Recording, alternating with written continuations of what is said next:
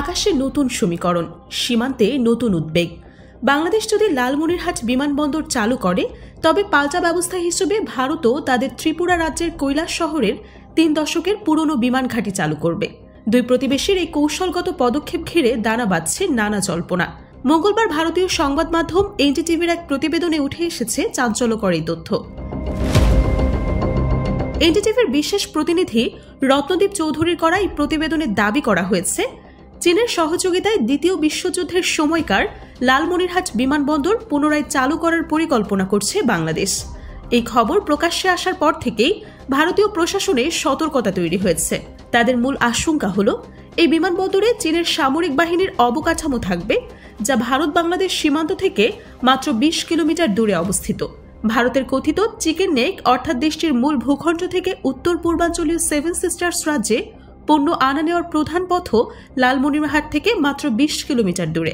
ফলে সেখানে চীনের সামরিক উপস্থিতি ভারতের জন্য বড় ধরনের উদ্বেগের কারণ হয়ে দাঁড়িয়েছে। প্রতিবেদনে আরও বলা হয়েছে, যদি চীনের সহযোগিতায় বাংলাদেশ এই বিমানবন্দরটি পুনরায় সচল করে তাহলে সেখানে চীন তাদের সামরিক সরঞ্জাম, যুদ্ধবিমান, রাডার ও নজরদারির সরঞ্জাম সহ বিভিন্ন কিছু রাখতে পারে বলে ভারত ধারণা করছে। চীনের এই সম্ভাব্য উপস্থিতির কারণে ভারত ত্রিপুরার ৩ দশক পুরনো কৈলাস শহর বিমান ঘাঁটি পুনরায় চালু করবে।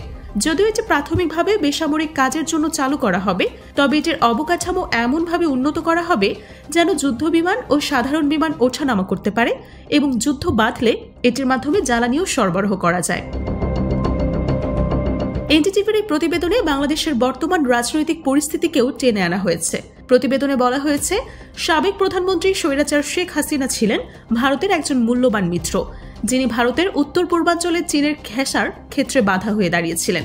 কিন্তু ছাত্র আন্দোলনে তার পতনের পর ডক্টর মোহাম্মদ ইউনূসের নেতৃত্বে অন্তর্বর্তী সরকার গঠিত হয়, যেটি ভারতের প্রতি কম বন্ধুত্বপূর্ণ। এছাড়া ডক্টর ইউনূস চীন ও পাকিস্তানের সঙ্গে সম্পর্কায়নের পক্ষে, সেটিও প্রতিবেদন উল্লেখ করা হয়েছে। ভারতীয় সীমান্ত থেকে মাত্র কয়েক মিনিটের দূরত্বে বাংলাদেশের বিমানবন্দর পুনরায় চালুর বিষয়টি ভারতের জন্য বেশ উদ্বেগের। লালমনিরহাটে বিমানবন্দর পুনরায় চালু হওয়ার আলোচনা চলার মধ্যেই গতকাল ২৬শে মে কৈলাস শহর বিমান ঘাঁটিতে একটি ভারতীয় প্রতিনিধি দল গিয়েছিল বলে জানিয়েছে এনডিটিভি। সেখানে তারা বিমানবন্দরটির বর্তমান অবস্থা পর্যবেক্ষণ করেছেন।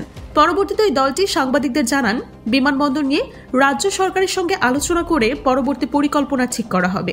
এই সামগ্রিক পরিস্থিতি ভারত বাংলাদেশ সম্পর্কে নতুন এক মাত্রা যোগ করেছে, যা আঞ্চলিক ভূ রাজনৈতিক প্রেক্ষাপটে গুরুত্বপূর্ণ প্রভাব ফেলতে পারে।